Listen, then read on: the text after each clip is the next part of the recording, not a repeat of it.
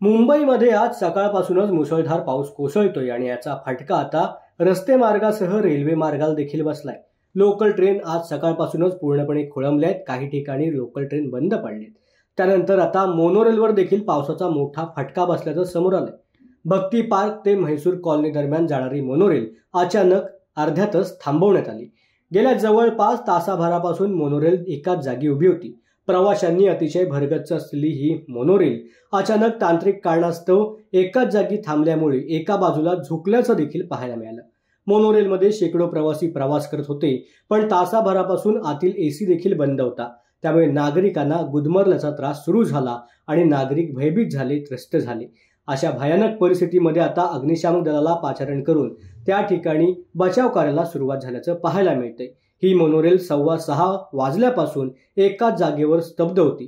Monorail बंद पडल्यामुळे गाडीमधील AC देखील बंद पडला। त्यामुळे नागरिक भयभीत झाले। नागरिकांना दरवाजे खिडक्या बंद असल्या कारणामुळे श्वसनाचा त्रास निर्माण झाला। शेवटी आता खिडक्या फोडून नागरिकांना अग्निशामक दलाच्या माध्यमातून वाचवण्याची ही प्रक्रिया सुरू आहे।